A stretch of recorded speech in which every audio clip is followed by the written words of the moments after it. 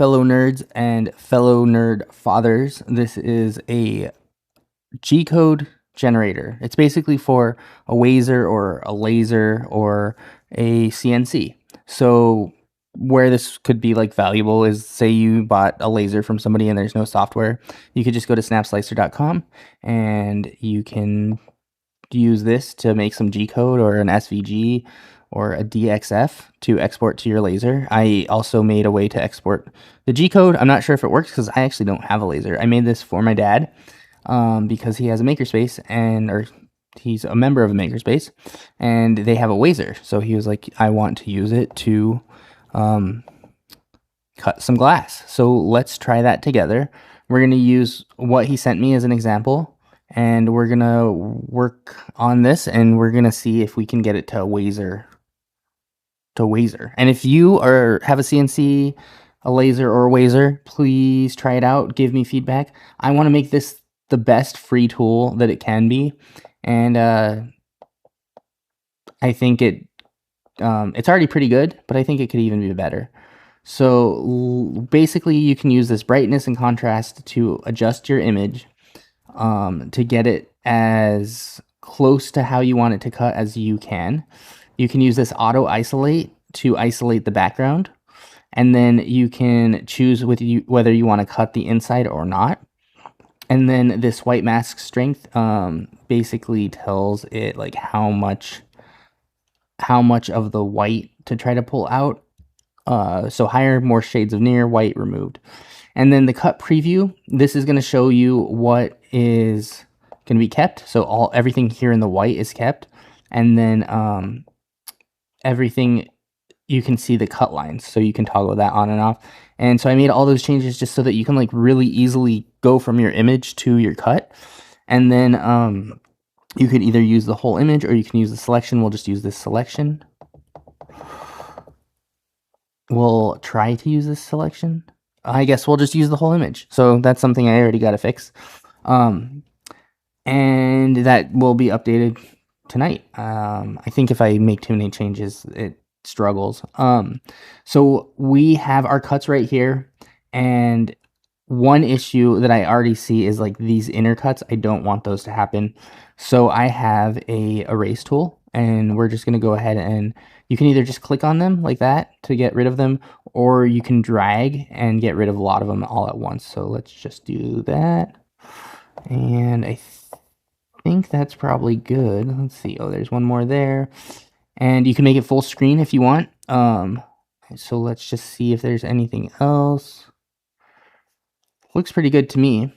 You can also do a preview of your cut. So this is, if you are choosing a WAZER, you'll have like a cool little, it looks like a water cutting, and you'll have like little droplets kind of come off of it.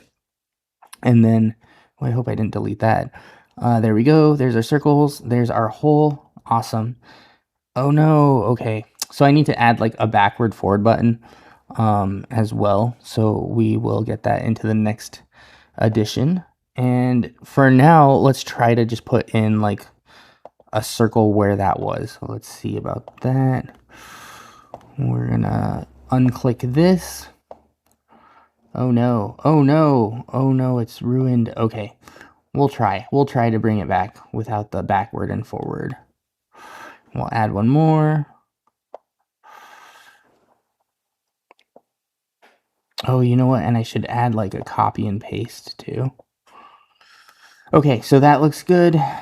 They are added, and we will call that good. So then basically I'll go through the other features. You have upload an image, so you can, like we did, upload an image. You can add text, and you can add or you can keep.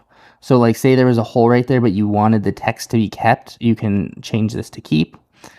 We do want it to be cut. You can also like move up and down like through the piece. So you can move it down, you can move it up. And that's just helpful like if you have a lot of different things and you're trying to stack them kind of differently. And then you can also change the text. So let's just write and it's a little too big. So let's try to make it a little smaller. Cool. Oh, and it looks like it's like a little too small to cut, so let's make that even bigger.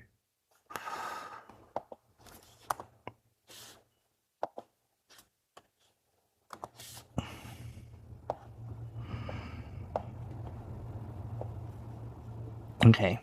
Okay, enough screwing around. That's fun.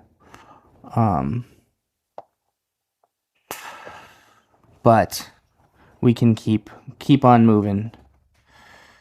So we'll make that just a little bit bigger right there. Okay, great. So we can also change the font just a little bit. I want Roboto. And you can change like how heavy it's weighted as well.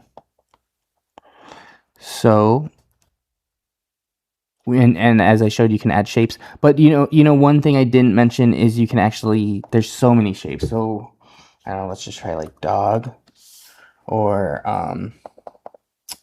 house or microphone.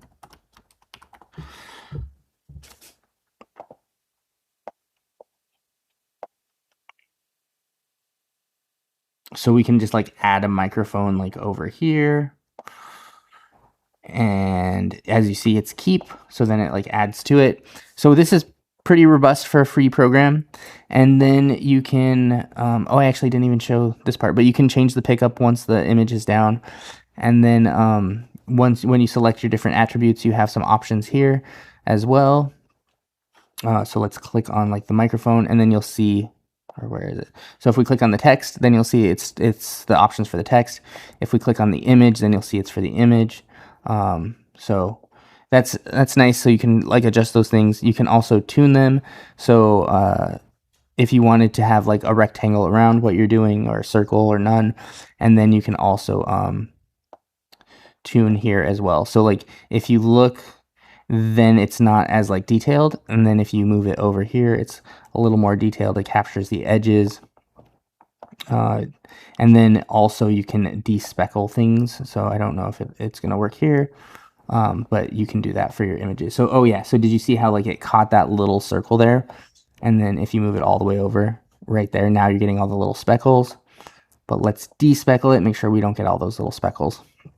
And then you can also separate by color. So if we had a multicolor object, you can have the different colors of the object cut out differently. So let's go ahead and export an SVG just so we can see what it looks like. And there we go. There's the RandoTechNerd mask with the microphone. Pretty cool, if I don't say so myself. And you can throw that I assume most WAZERs or lasers have an option to accept SVG. And there's a DXF and a G code. So let's do the G code. And here you can choose what you want to use for your G code, or you could do custom and you can put your own machine in it. And you can actually attempt to stream it to your machine.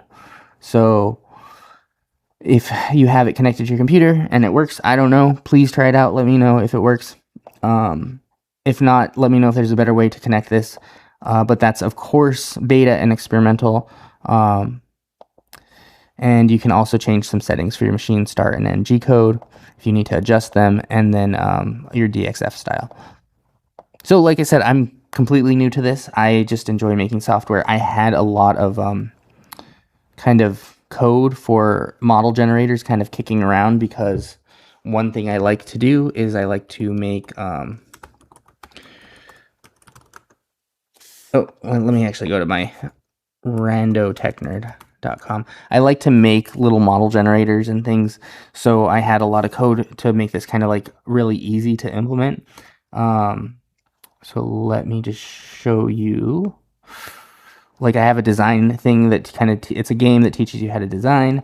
I have ClayShaper.com, which is actually a slicer for pottery, for 3D printing pottery.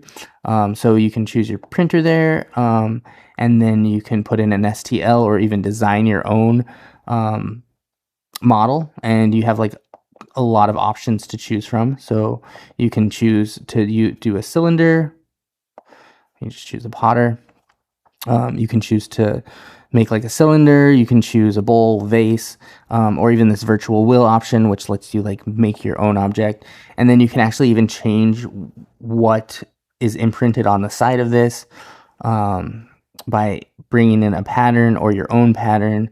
And then once you do it, you can actually validate your G code. So there's a lot of really cool, fun little things on my site that you could totally use. There's even some options to make the bottom of your model staggered, which is really nice, and change your vase mode. And this continuous bead, which I'm working on, is to make the G code a little bit more continuous. So if you're interested in any of that, there's tons of things to check out on my website. Oh, there's the knob generator I was telling you about. Mud Stamp is where you can make like a custom stamp for your pottery. And Jacket Oracle is this website that's basically tells you what to wear for the weather. So anyways, lots of really fun things on there you can check out. This is what I'm really liking and enjoying the most right now. Feel free to use it. It's completely free, completely client side. So none of your designs are going to come to me. And if you really do like it, you can drop me buy me a coffee. Oh, I guess the link doesn't work. So never mind. Don't even worry about it. You can subscribe to my YouTube and just tell me that you like it, or tell me what to update. Anyways, thank you, nerds. This one's gone a little longer than I thought. If you have any recommendations or anything like that, let me know. I have some really fun projects coming up. I have an INDX dev kit on the way. I have a secret project that involves liquids and pumps, and I have the IQEX Explorer, which I need to start working on. I really want to show off the clipper that's working with that four-headed monster. Oh, and I have a thermometer from Combustion Inc. that I need to unbox. So lots of fun stuff. Consider subscribing, and I'll catch you nerds on the next one. Bye. Bye.